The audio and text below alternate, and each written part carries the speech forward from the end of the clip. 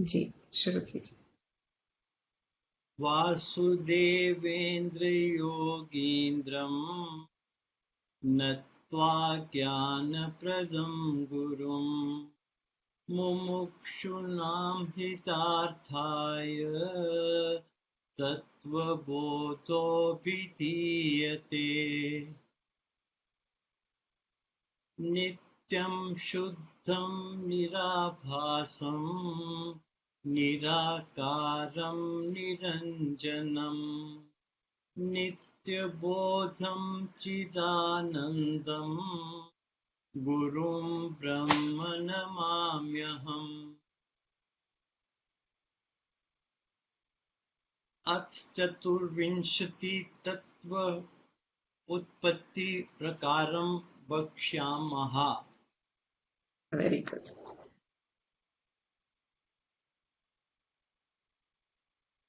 ब्रह्माश्रया सत्त्वरजस्तमो गुणात्मिका माया अस्ति।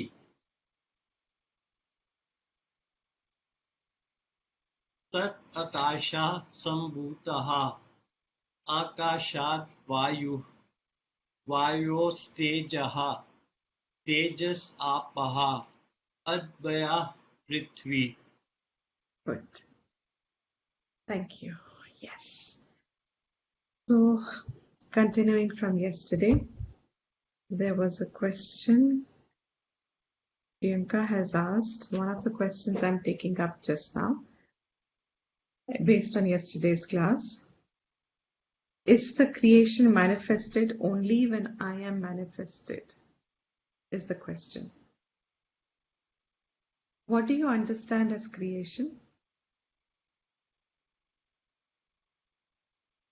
The world, whatever we see around us, objects, beings, everything, nature. Right. So you see the physical aspect of it, and that's what you're calling as creation. Yeah? Sorry, The Deepti, physical, your voice the is phys breaking. okay, 1 minute.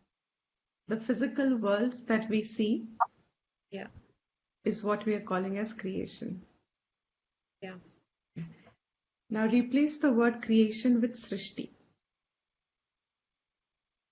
Remove the idea of creation, because there is a meaning to the word creation and it's the physical creation, correct? But the meaning of the word srishti is that which emerges. Right. Now, when we did the 3 states, waking, dream, and sleep, if you watch very carefully your own self, there is first the appearance of images in oneself. And these images are simultaneous correlations of forms outside. So creation aspect covers the physical form, but its corresponding image, which is actually within our antakarnam, that image is what is registered by us first. And that cannot happen till I am there.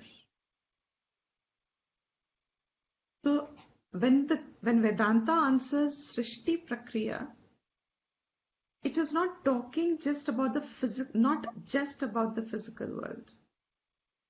There is a non-separability of the physical world with the counter images in oneself. Every image has a word,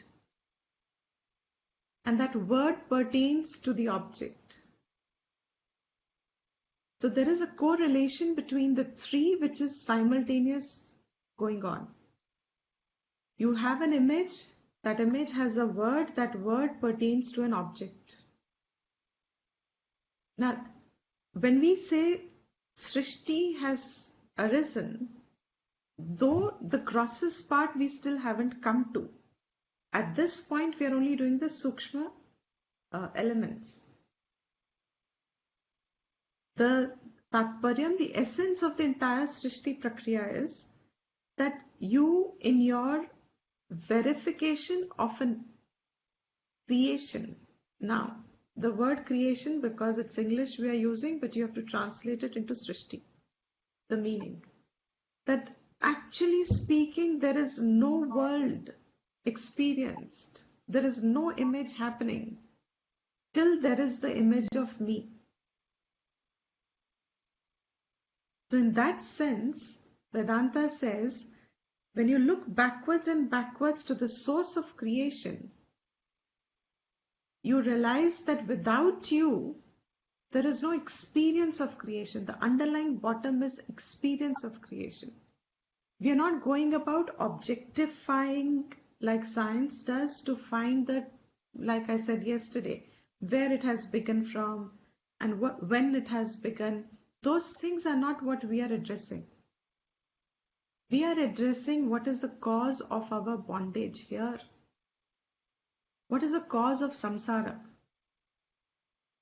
And in removal of samsara is the creation brought, that how am I contacting creation? It is these images in my mind which is creation, not just personal mind. So the three satyams, Paramarthik, Pratibhasik and Vyavharik, are all going together, and therefore, yes, only when I am there, your question is, only when I am manifested is the creation manifested. That's my experience. Quote the full sentences, that is my experience. I cannot verify, because whatever I may have read in history books, or I know I see a grandparent on the wall, a photograph of great-grandparent in my house, I know they all existed. But in my experience of it, my great-grandfather and a great-great-grandmother is actually an inference from causation. I could not have been if my parents were not there, my parents could not have been if their parents were not there, etc. But it is not in a part of my Srishti. To the extent I see the photo, to that an extent I believe. So a lot of our physical contact of the world is standard for everyone in that time era. That is the evolutionary process. But actually, my cognition of it only starts when I am the one who has come into the image of myself. The world is always a simultaneous contact point for me. Like I said yesterday, in the dream, the me, the dreamer, and the dream world are always together. The same thing is happening actually in the waking state. This Deepti and the Deepti world is simultaneous. I cannot prove the world existing without Deepti being there. If there is no Deepti, where is the world for Deepti? And if there is no Deepti, there is no world for Deepti. There is no Vedas, there is no Vedanta, there is no Brahma Vidya, there is nothing. There is neither bondage nor freedom. The whole thing it's an education to address that Deepti experiences a bondage. That Deepti experiences a limitation. That Deepti experiences some sort of a vacuum, lacuna. Deepti experiences some sort of a incompleteness. So when this individual experience, and I hope this Deepti is not taken literally. I think we all know that. So each one, please replace your names by that. Because what is Vedanta really addressing is that I feel all this.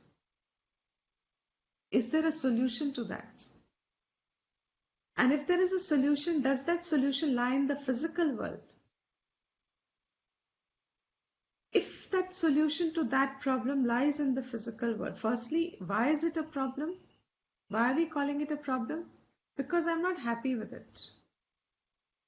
I'm not satisfied by myself. Even if I'm satisfied, it's temporary. When I get things, I'm very happy. When I lose them, I'm sad. And then I want things back again for my happiness. So there seems to be some sort of a want constantly running. After some time, it becomes tiring for an individual. सारी जिंदगी हम करते रहे, क्या मिला? Philosophy starts. रिश्तों का कोई मतलब नहीं. Except, all that starts. That means I am, if there is some wise person, a young person who starts thinking, he wants to know, is there a solution to this thought pattern that I seem to be living with the minute I wake up? I can never get out of this thought pattern, as if they just replace each other. So to him is the answer. And to him, the first question that person will ask is the solution to this lying outside in the world? Because if it lies outside in the world, then my knowledge of creation should adequately help me. Because then the solutions outside, physics, chemistry, any of these studies will help me. There should be some study of mine. Something in the outside world will help me if this is going to be the solution. But we know that is not the solution, and Vedanta says that is never going to be the solution. Yet you contact the world. It is in how we are contacting the world that the error starts. So Srishti Prakriya is brought in great details for Brahmagyan, to resolve away the sense of this Deepti contacting the world, and the world is outside Deepti, and Deepti is somewhere also part of the creation, and Deepti was born, Deepti will die, and Deepti is happy today or not happy today, etc., etc., etc. So the nutshell answer is Vedanta is addressing from that standpoint, and from that standpoint, yes, the statement is only when you are there is Srishti manifested. If you are in sleep, there is no manifestation of Srishti. So can you really say then in this light, can you say the Srishti is there? So the minute you replace in your minds that level of creation as the world, then but I was there yesterday, I woke up on the same bed, the part of your second question that flows with it. I wake up, so I have a memory of it. Yes, I'm reading the second question also for those exactly verbatim I'm reading. And also this way, the first question for those who come later is the creation manifested only when I am manifested? Yes. But you have to understand the word creation. Yes, it is a manifestation, that is the first. And then it is Srishti. And that Srishti means it is an image corresponding to a form. And they are non-separable. And the image is what I register. I'm an experience of that. So yes, when I am there, the image is there. When my image is there, the image of the object is there. So Srishti is there when I am there. Second question is, when I am manifested every day, it feels like one life, as if we start off from where we left. Unlike a dream which is different every time. Is it because Antakaran remembers what happens in one Janma, but it does not remember what happened in the previous Janmas? So,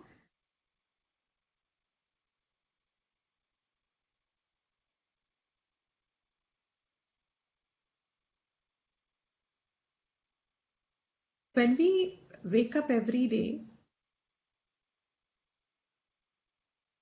our life, entire life, is determined by one factor, which is prarabdha. Prarabdha karma.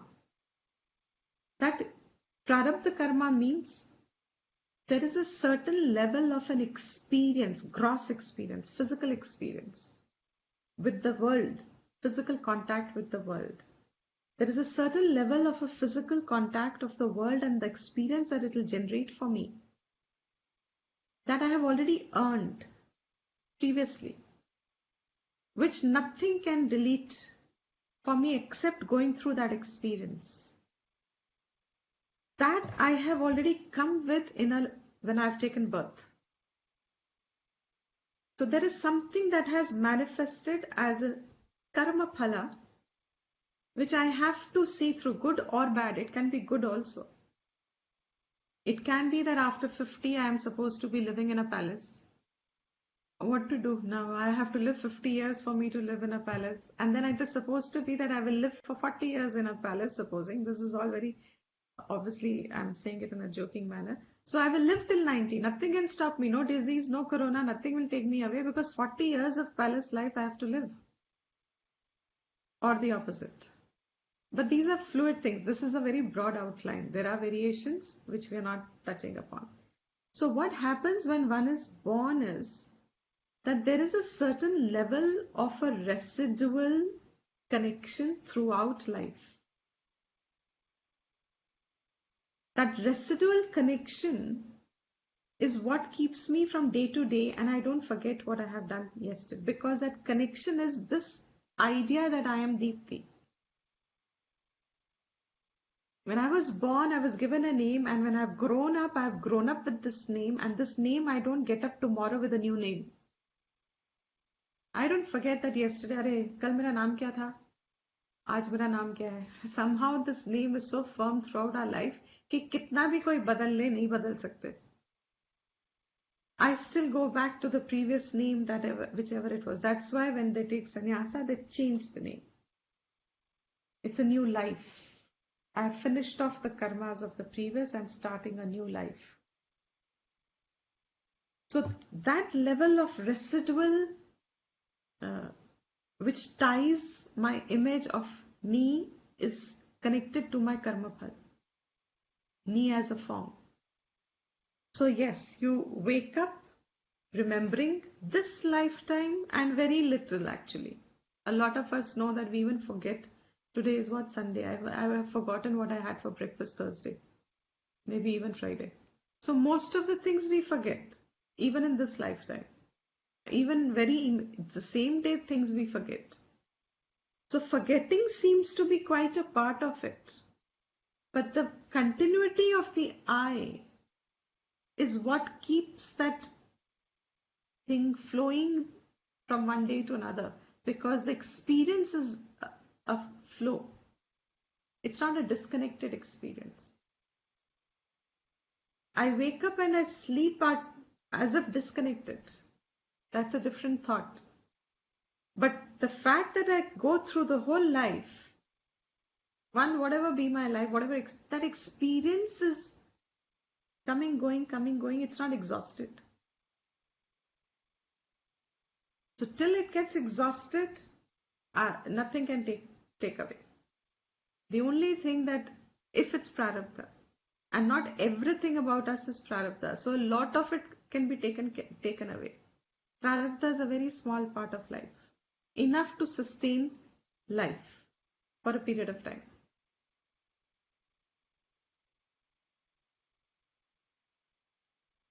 And explain the Sukshma Pancha Tattva. Is it leading to the definition of Sukshma Sharira? Definitely. It has already led to Sukshma Sharira. Absolutely correct. Because it is the Sukshma Tattva, Pancha Tattva, which are the cause of this Antakarna. Sukshma Antakarna. And that is why that portion is related and he's expanding here. So, absolutely correct. And from a different point of view, no, not from a different point of view, it is the Prakriya. Sukshma Panchatattva is bringing the Sukshma Sharira. And the 5 Devtas of Pancha Gyanendriya of Sukshma Sharira emerge from Maya. Yes, this portion we will now continue a little more. Everything emerges from Maya. Devtas also emerge from Maya. So, and these Sukshma Panchatattva undergo Panchikaranam to form the subtle elements that are contactable by us. Yes, they will still go and undergo further to become contactable by us. Correct. So good. There was another question which very incidentally after the class we had. Correct. Pravaha Nityatvam. Yes, as we learned. Continuity is the Pravaha Nityatvam that we had learned.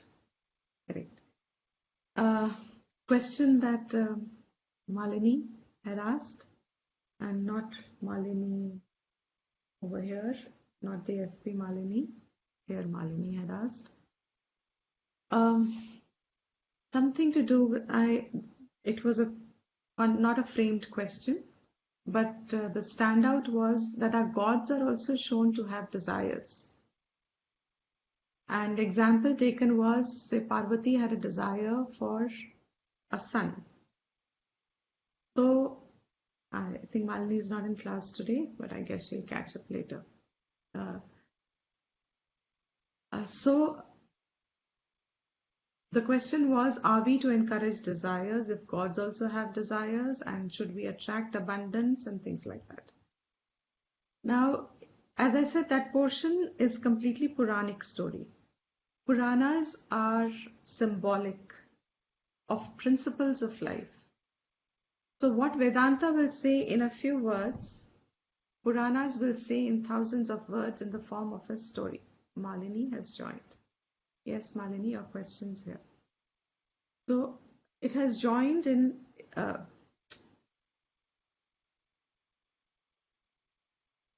so Puranas are elaborations of these principles in a story form so that it is easier to grasp the applicability even before you have developed the understanding of it. So a lot of like karmas, we are just told to do.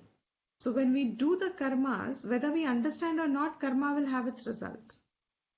So all the Puranas are stories which are representing principles that by the time we understand the principle and apply, we may be growing up,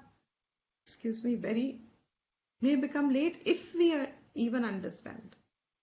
So to prevent that happening, at a very young age, stories are given, Puranic stories, so that the morals, the values are all picked up, and for which all these gods are a great help to convey points. Now, I'm only taking that specific principle because Parvati having a desire for a son is the point that I'm going to pick up, because that relates to Parvati, we have said, is Shakti, and Shakti is a principle, Maya, and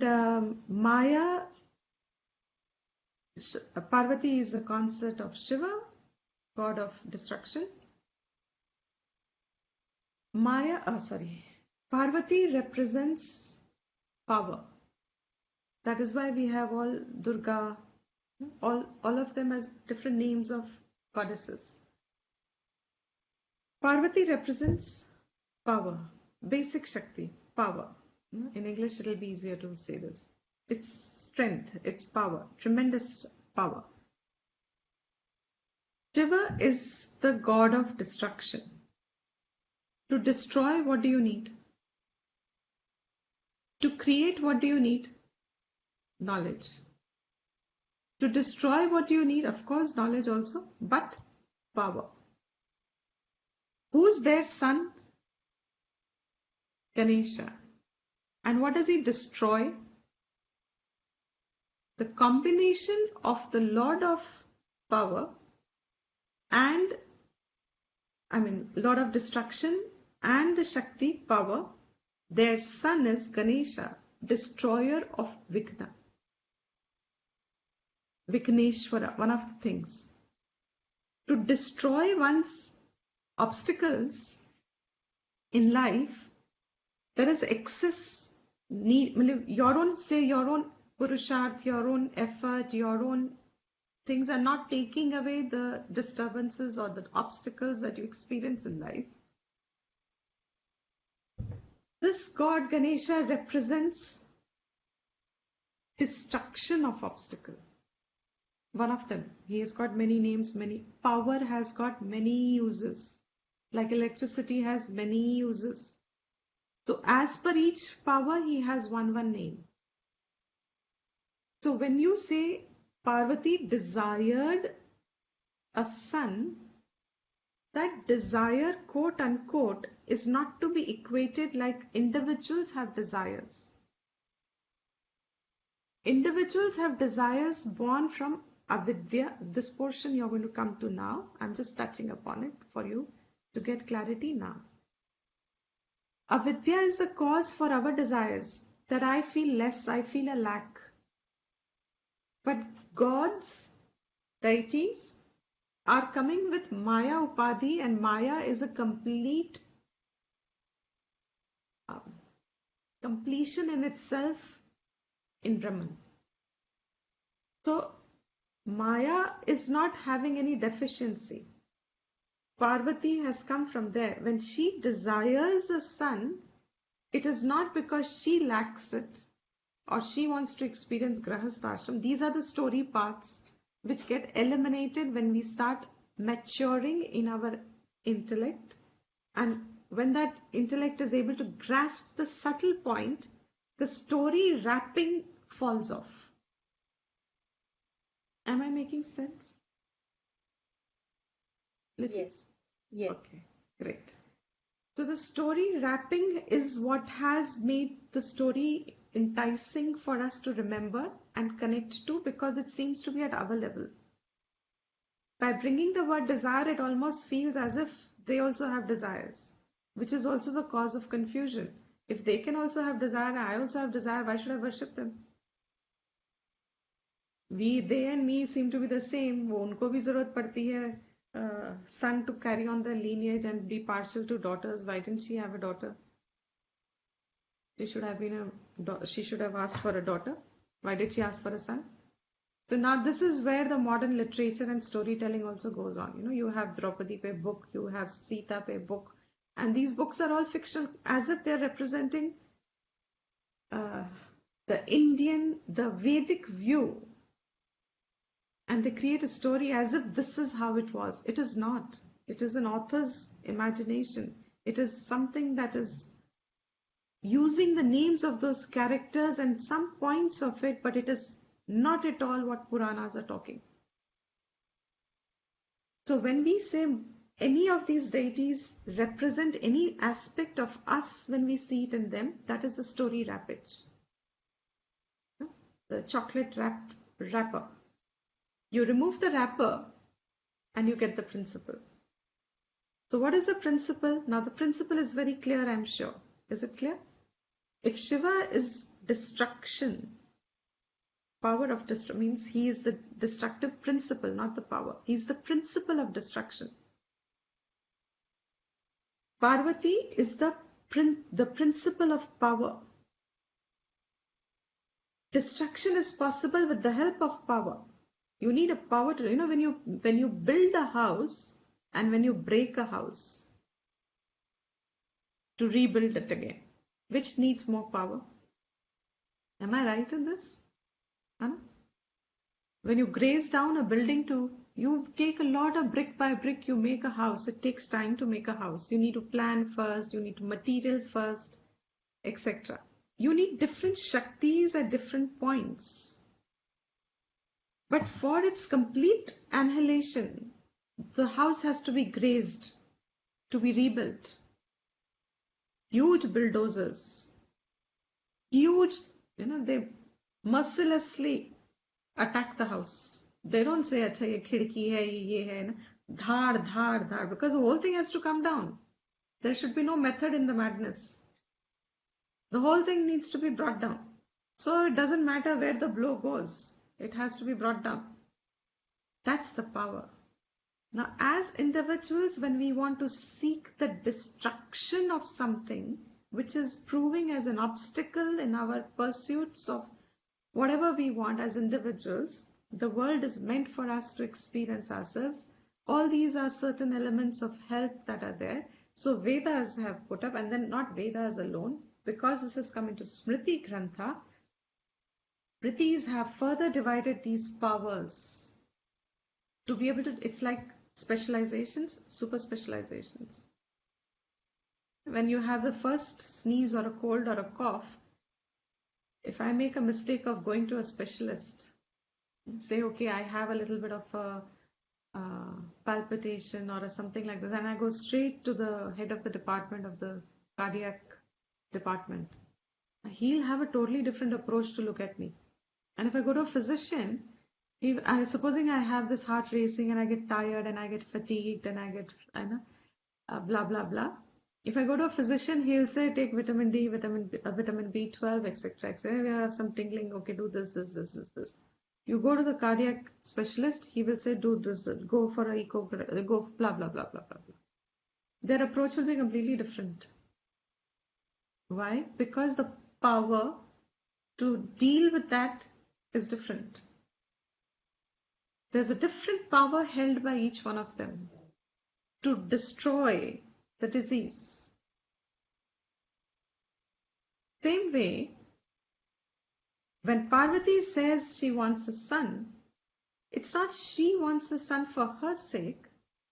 It is, now you remove Parvati, you remove Shiva, you remove the form Ganesha. They're all there only as connecting so that it helps you to tap into that power. The physical form is given there so that they represent that subtle force. So when you pray to Vigneshwara as Vigneshwara, sure enough, he is a Vignoka Ishwar. So he represents that power which destroys. What? Something that you are not capable of destroying, because it's an unseen force. Obstacle is not a seen. If I have something which is an obstacle for me, say I have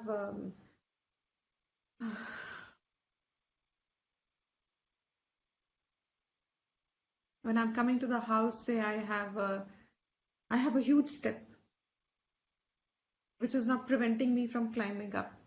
That's a physical obstacle. Do I need Vigneshwara to destroy that? I need a mason or someone to destroy.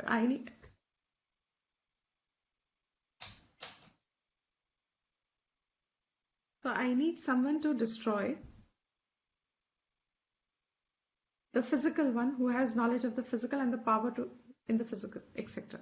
But there are certain vignas that one experiences in life itself, in the pursuit of what one wants, which is a subtle pursuit.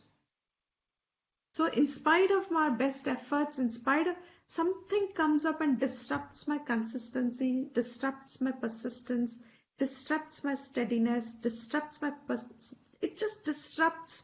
Sometimes for some people it disrupts enough to take them away to a totally different engagement of life. Such people, if they want to need that little extra help, now that's a subtle force acting on you. You need a subtle force in your favor which counters it. So your own past has created that obstacle, but now you are not able to, or you don't have the tenacity to go through that obstacle just by endurance. You don't need Vigneshwara. When you come to Vedanta, you don't need all this.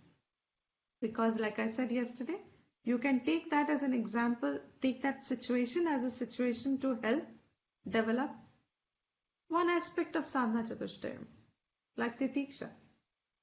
But everyday person is not like that.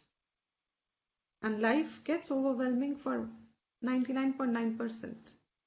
It is that then this Vigneshwara works as a Ishwara in the form of the removal of obstacle. And certainly it becomes an upasana also, so you can tap into the favor if you need it. So she desires a son not for her sake, but this is called Loka Sangraha. In the Puranic language of explanation of the story, when Parvati desires, that desire is for Loka Sangraha. But from principle, there is no form Parvati, there is no form Shiva, there is no form Ganesha. It is but natural that destruction needs power, and a special kind of a power is a power that destroys obstacles. And then they have been given forms according to the entire Vedic vision. That's why Puranas is absolutely fascinating and starts early, because it helps the child develop their imagination, it helps the child develop the concepts of subtlety, They get confused, they don't understand, but when they keep growing, as the buddhi keeps growing in a person, as a child keeps growing and the buddhi keeps growing, it becomes questioning. And that questioning is where the education started in the Vedic system. At 8 and 9 years, all this was given a questioning, dhire dhire, as the child advanced. In modern education, since all of that is lost, so we are left with complete confusion of what is gods, what is deities, what is Bhagwan, what is hai bhi ki nahi hai. Should I pray? Should I not pray? Should I do this? Should I not do this? Should I ask this? Should I do this? Buddhism? Should I do that? Chanting? Should I do this? Why should I do this? So much has happened. So I hope this is clear. I have taken, I don't know, quite a lot of time. Yes, I have taken more than half the class. But I thought these questions were fresh. Yes, Malini's question would have taken me months to probably understand, but by some grace again, it just clicked. When, certain questions you never thought about, like this, I am not much into Puranic stories, so I do not know much about how. I was a little taken aback. Parvati had a desire, I'd never seen things like that, but it is a fact. Of course, it's there in stories. Parvati wanted a son. I mean, but fortunately, the principle, when you have, sometimes it just clicks straight away, sometimes it takes months to understand. So since it came now, so I didn't want to waste more time, and I hope you're okay, Malini, with so much Yes. that you've understood. Thank Yeah? you. Thank you. That's great. Thank you so much. Great. So now we will continue. Is that okay, Priyanka? Yes, Deepti ji. Thank you. Okay. So we will move on now. We have seen yesterday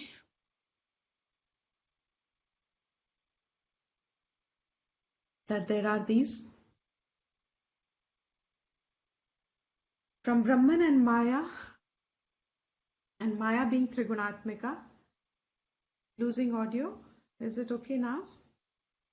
Can you hear?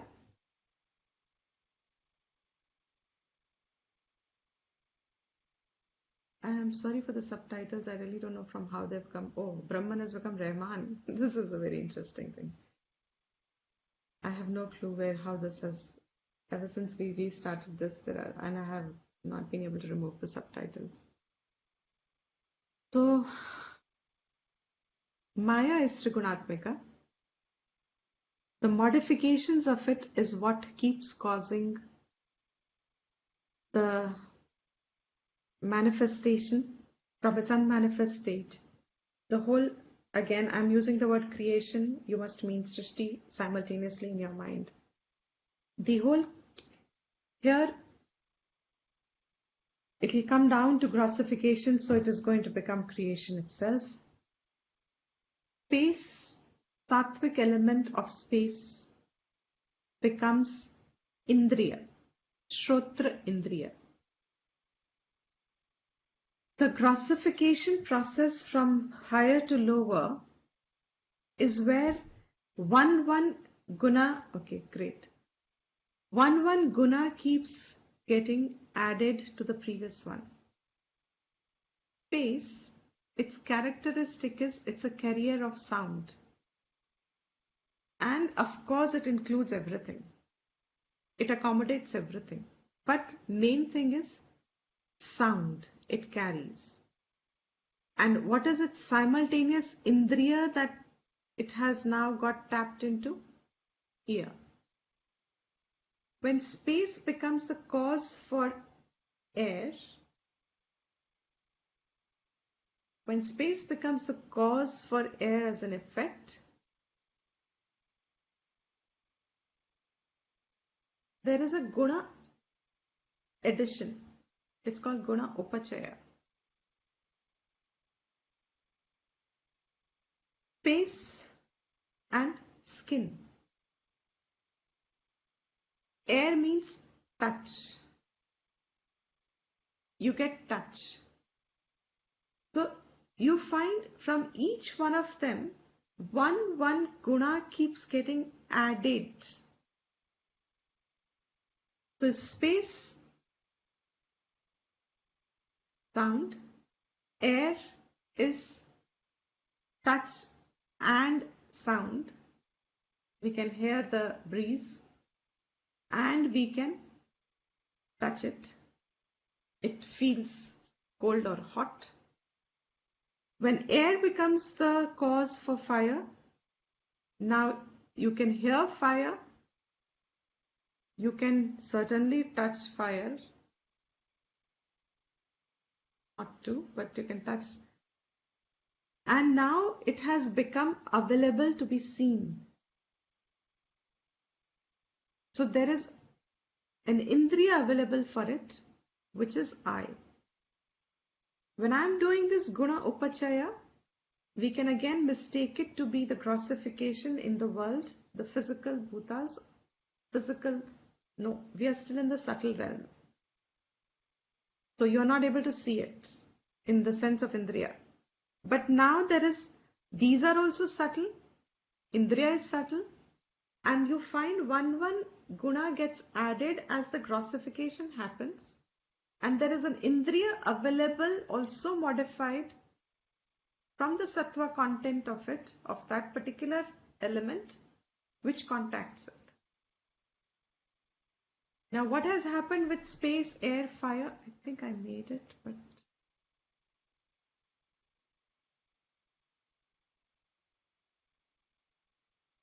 a minute.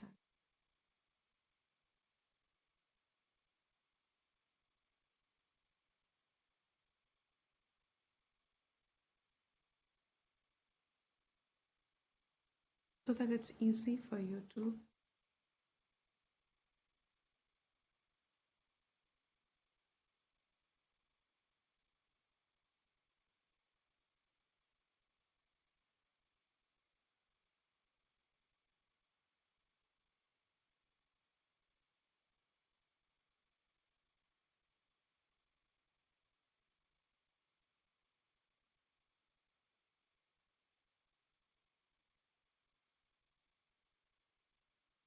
Yeah, you can see. So one guna keeps getting added to the previous one. So in fire, you have sound plus touch plus form. You can see the fire. And which is the indriya that has got evolved? Because now one more guna has got added. So you have an indriya for it. Which is the indriya? Eye sees. Then there is further grossification. Fire becomes the cause for water, and you have sound, you can hear water. You have touch, you can touch water. You have form, you can see water. And one more guna has got added. And here guna means qualities. It has got added, which is taste. Water attributes taste. For that you have the indriya, tongue. And then it has further grossified. Sound means next from water comes earth.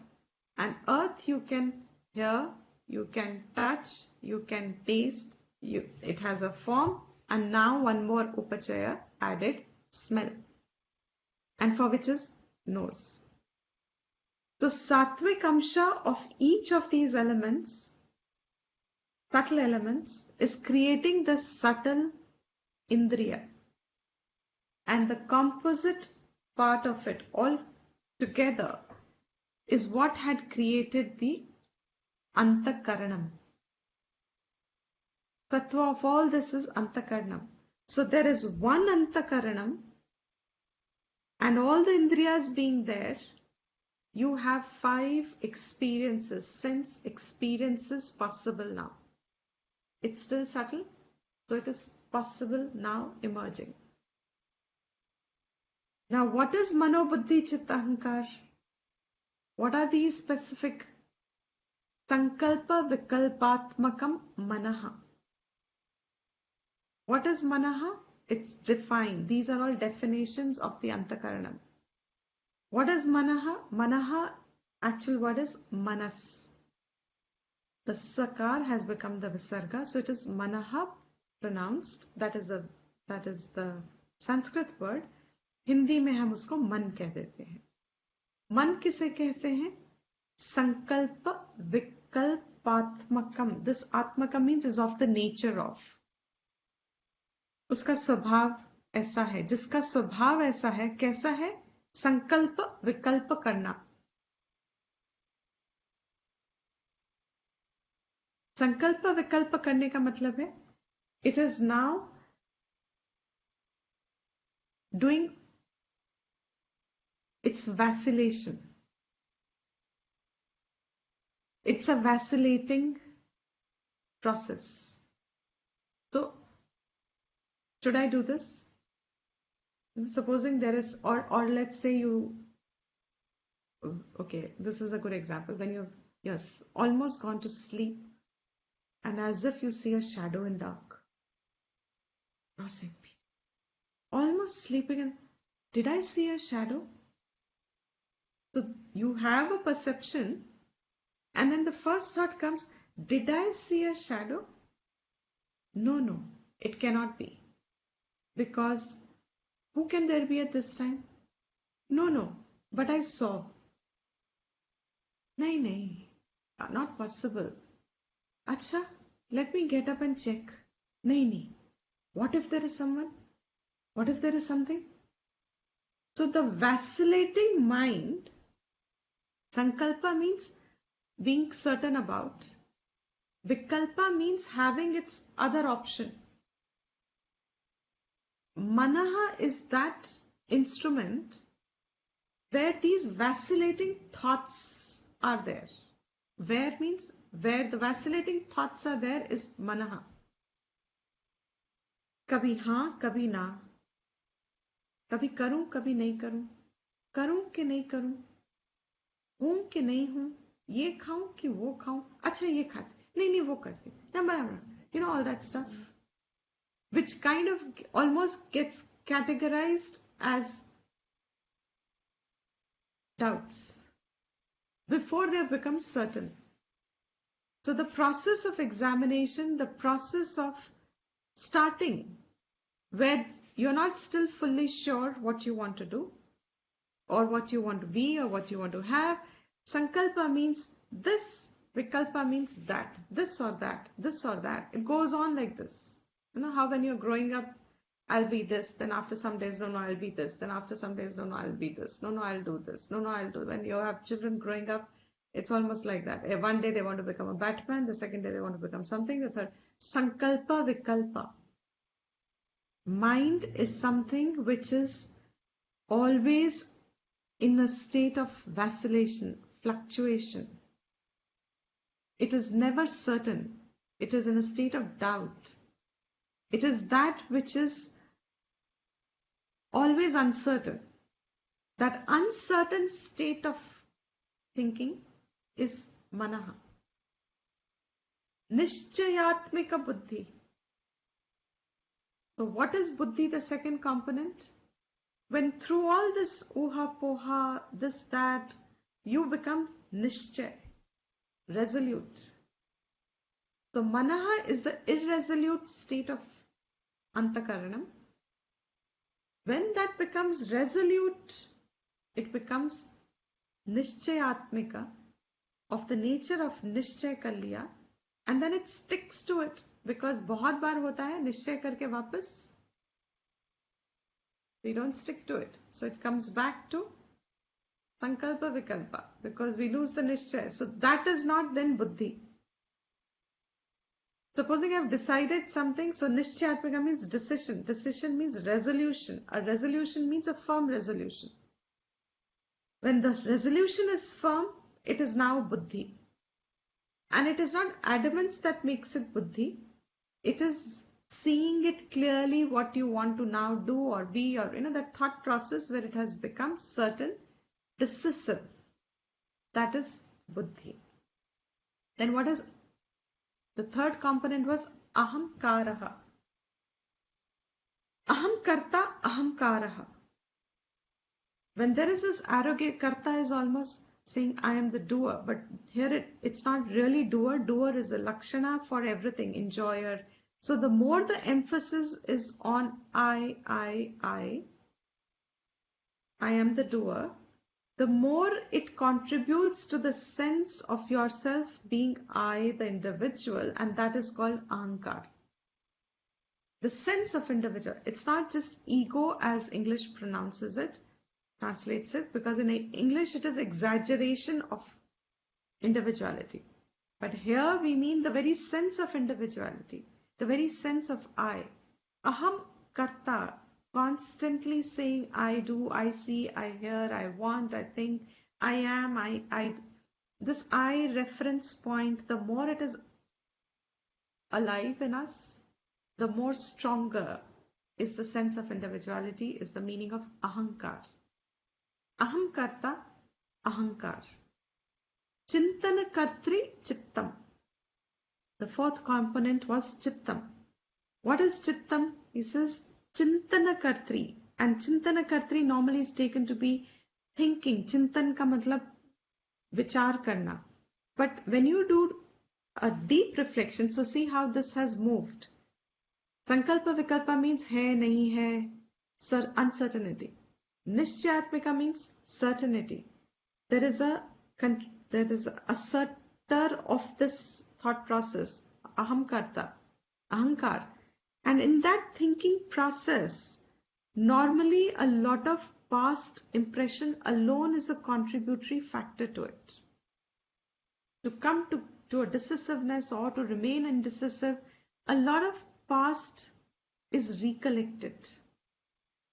So that quality of recollection, of the nature of recollection, of the past experience, impression, or whatever in the process of cogitation is chittam, where it's held, the store bank of your impression, from where you tap it. That store bank of impression that you have lived is chittam. So all the four is one antakaranam.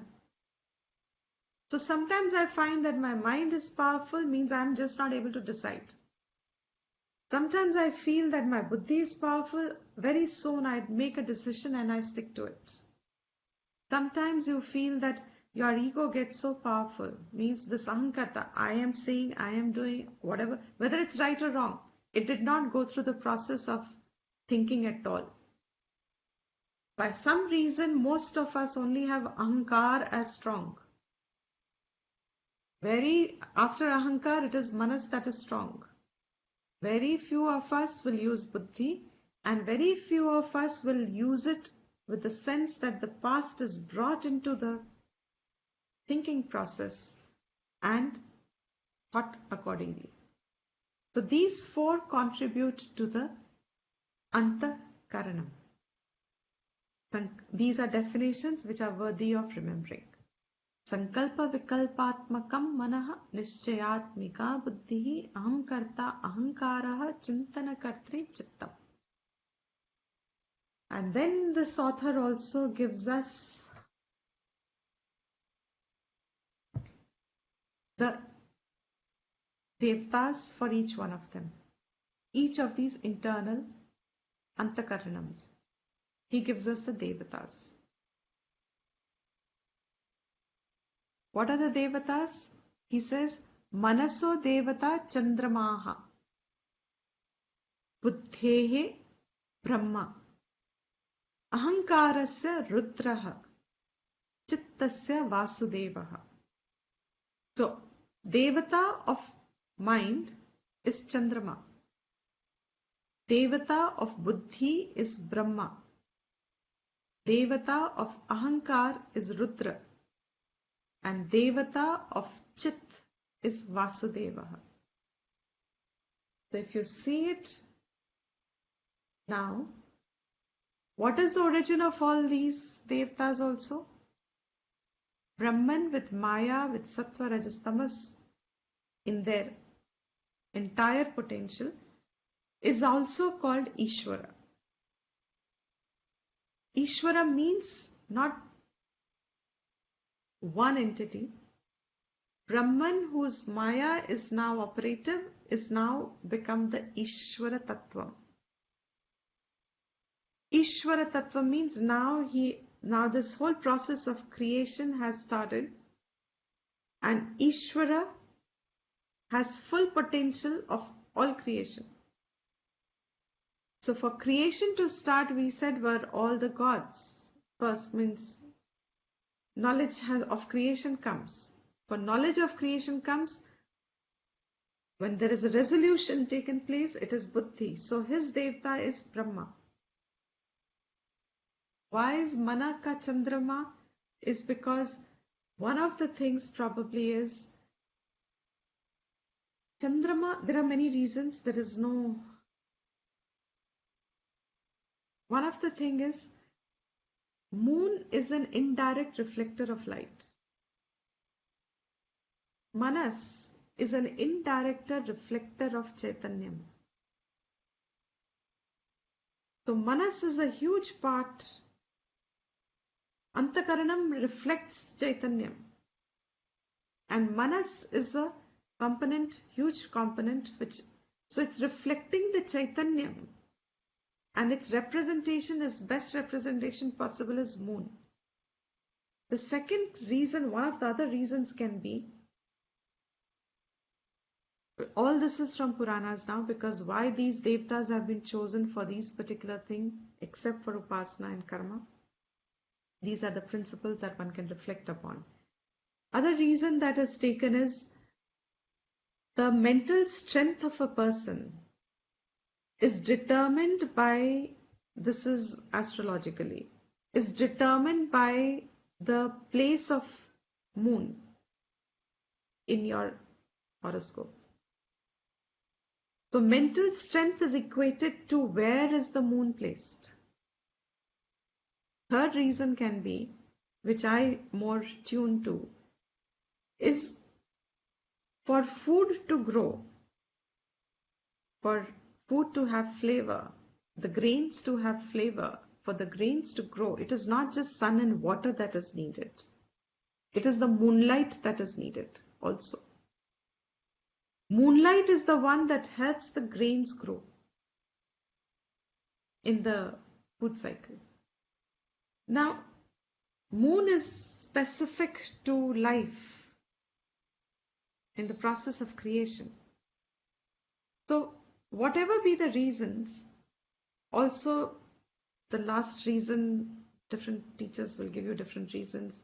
The last reason that somebody will say is because you see directly that moon affects the mind, lunatics, etc.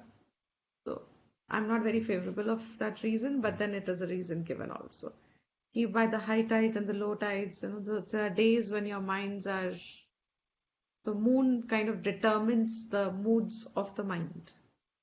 So rising moon, full moon, etc. And then you have this Sharad Purnima where you have this food. So all this comes from there. The basic principle only is, doesn't matter. Devata of mind, Manaha, Manas is Chandra. Devata of Buddhi is Brahma, because you need the creative capacity, knowledge of creation. So Buddhi now holds the information in a resolute way. So Brahma becomes the Devata for it. Once the creation is there, there is a sustenance. And for sustenance, you need the power of sustenance is Vasudev. And that is your Chittam holding all the impressions. So Vasudev becomes the Devata of your Chit. That is why he says in the Gita in one of the places to Parth, he says, "Oh Parth, you do not know your past and your future, but I know all of it.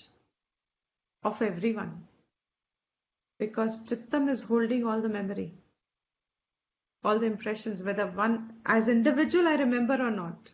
When he becomes the Lord, the Samashti, Chittam, he knows it all. So Vasudev is Chittam and Rudra is Ahankar, Devta of Ahankar is Shiva. Shiva is Rudra. So with this, you see the whole chronology of Devatas also reduces to Brahman and Maya. And from here starts the subtle formation has now taken place. The Indriyas have taken place. And from the Rajas component, this was all Sattva. From the Rajas component now, still the Karmendriyas and the Pranas will get formed. And then from the Tamas component will the Sthula Prapancha, Sthula Pancha Tattvams will form. And now you see the whole creation.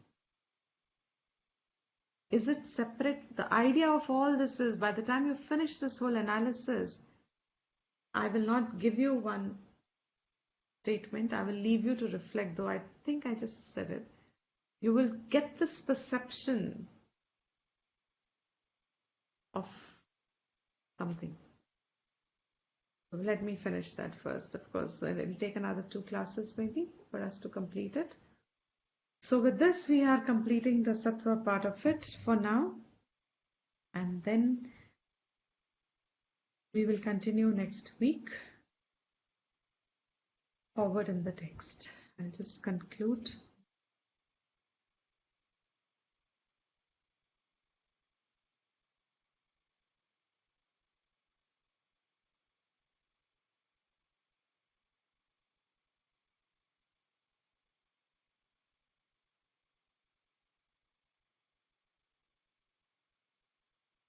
No point. Let's just do it.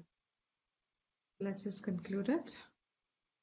Om Sarvesham Swastir Bhavatu Sarvesham Shantir Bhavatu Sarvesham Purnam Bhavatu Sarvesham Mangalam Bhavatu Sarve Bhavantu Sukhinah Sarve Santu Niramaya Sarve Bhadrani Pashyantu Ma Kaschit Dukha Bhag Bhave.